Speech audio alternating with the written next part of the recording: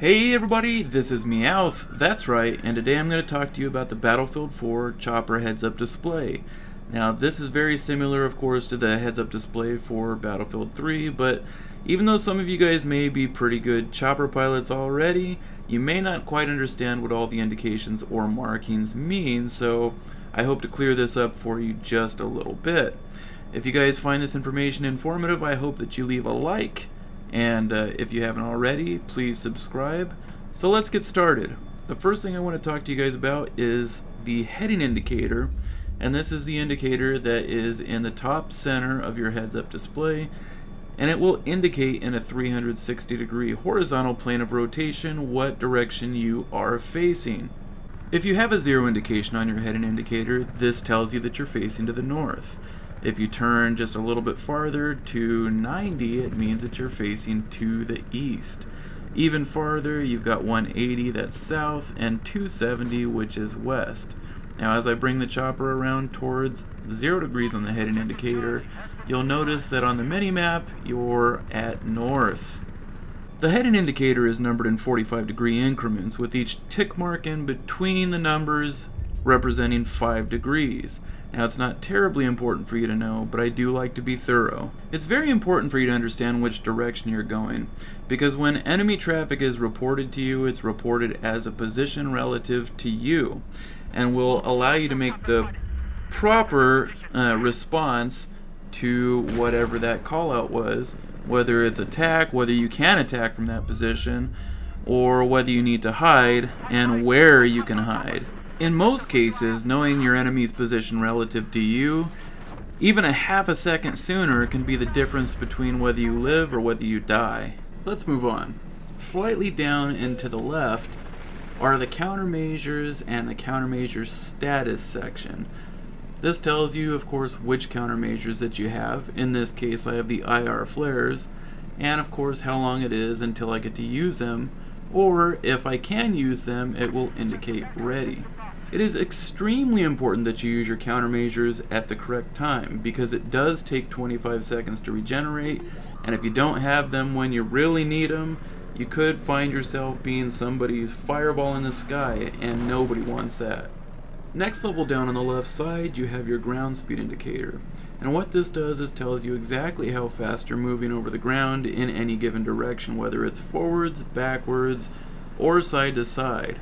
This is going to be particularly important to you if you're trying to fly in a very small or confined area where you need to keep your movement over the ground very limited to avoid drifting into, say, a wall or something of that nature. Or if you're capturing an objective and you're trying to make sure that you continue to hover over it rather than drift away from it, which would cause you to take a lot longer to capture an objective.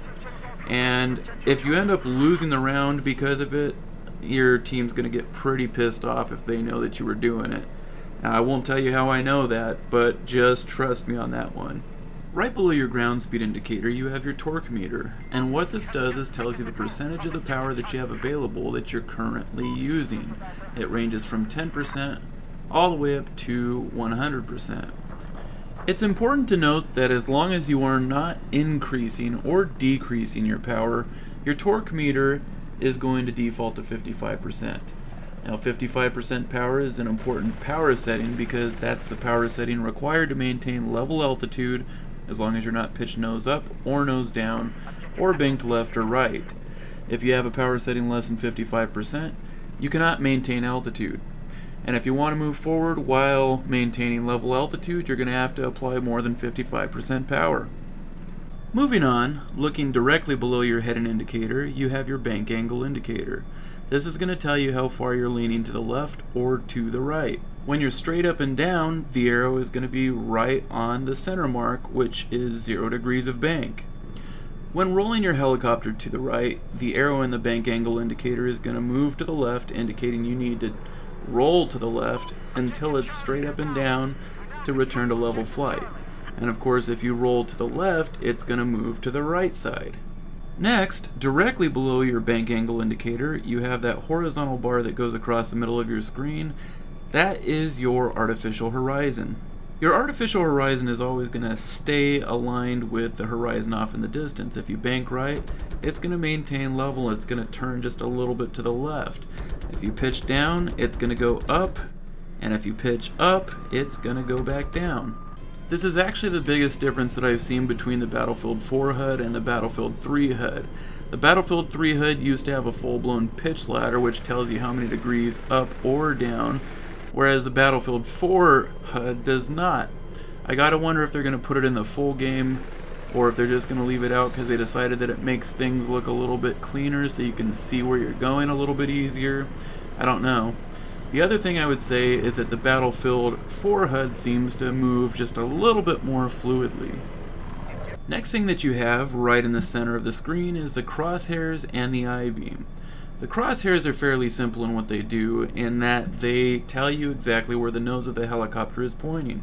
The I-beam is your targeting reticle for your Hydra rockets, and if you want to try to hit a stationary object, you want to make sure that you manipulate your I-beam to be right on your target.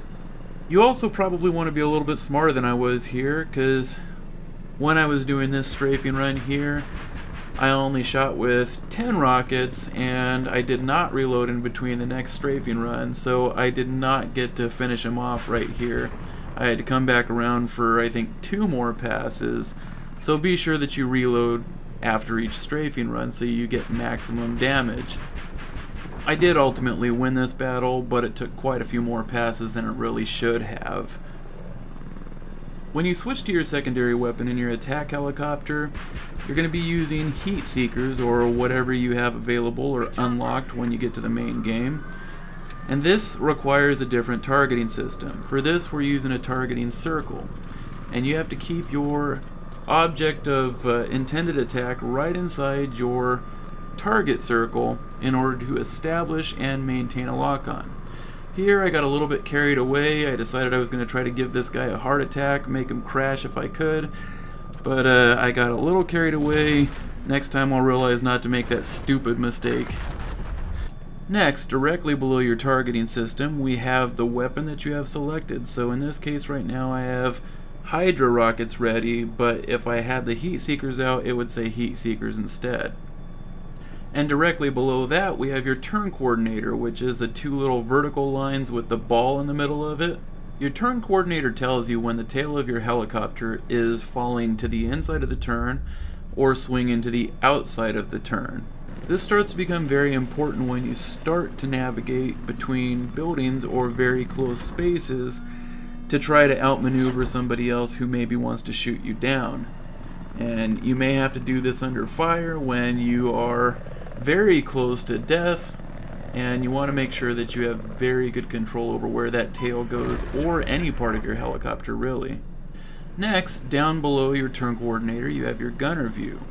Your gunner view tells you exactly where your gunner is looking relative to where you're pointing. So you want to make sure that if your gunner view goes all the way off to say the right side, or maybe to the left, maybe you want to try turning to the left or to the right to give your gunner just a little bit better view on whatever it was that he was trying to see. He may have an enemy in sight before you do, so you want to make sure that you give him the option to explore it. Now obviously if you're maneuvering between buildings and you can't afford to turn towards where he's looking, don't kill yourself over it, but just keep it in mind. Directly to the right of the bank angle indicator is some sort of altimeter. This will tell you the altitude that you're at. Now this isn't, say, a normal altimeter that tells you altitude versus mean sea level, because if it was, when I was hovering right over the water down there at 2 to 3 feet, it would indicate 2 to 3 feet.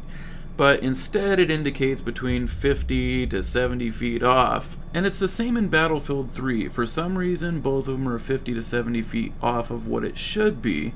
This altitude won't tell you how close you are to the ground. And the only thing useful I can take away from it is it will tell you approximately what altitude you can level out at, which is somewhere around 371 to 73, depending on your momentum, if you can get carried up that high. And that's of course if you have 100% power in your torque meter. Now the number directly below that altimeter inside the box is going to be your altitude above ground level, or AGL altimeter. Now this number is going to be a lot more important, as if you're flying very low where it's a lot more dangerous, you're going to want to know exactly how close you are to the ground, because you can't see very well below you there. Another nice feature of this box is that it will flash red at you whenever you're below 50 feet AGL as a ground proximity warning type system. If you move to the right of the AGL altimeter, skip over that arrow for now. Let's go to that vertical row of horizontal lines. This is going to be a visual AGL altimeter. And what this will tell you, of course, is your altitude, whether you're in close proximity to the ground, but it can only do it up to 100 feet. Now, the first area towards the bottom of it, where it has a lot of little tick marks, is your altitude from 0 to 50 feet. Then you got the next tick mark up that's going to be 75 feet, and then the one above that, which is going to be 100. Let's move back to the left, to that arrow that's pointing to the right. This is your vertical speed indicator. It tells you how fast you are climbing in feet per minute or descending in feet per minute. Now it's of course important, because if you're trying to hover over a location, say you want to hover over something that's dangerous to touch down on, you want to make sure that you're not descending. I gotta be honest, I really feel like the Battlefield 4 beta vertical speed indicator is not going to be the same as when it comes out on the full version. I feel they're going to change it to a little bit more closely match the Battlefield 3 vertical speed indicator, because it makes a little bit more sense to me. You'll notice that the vertical speed indicator on Battlefield 3 is right in the middle of the visual AGL altimeter, and in Battlefield 4 beta it's just a little bit below that line. It makes a little bit more sense to have it right in the middle, because the middle point will give you anything above the line being gaining altitude and anything below the line losing altitude. Lastly, I wanted to talk a little bit about the HUD on the transport helicopter, which is basically identical to the attack helicopter, with a couple of differences. One being there is no gunner view box, so you're going to want to keep that in mind when you're trying to point your gunners in the correct direction to be able to shoot whoever they need to shoot. And two, you don't have the aiming reticule. All you have is that little W that acts basically the same as the crosshair on the attack helicopter. That does it for me, and if there's something that you have a question on and you don't feel it was explained here, let me know in the comments. I'll do my best to help you out.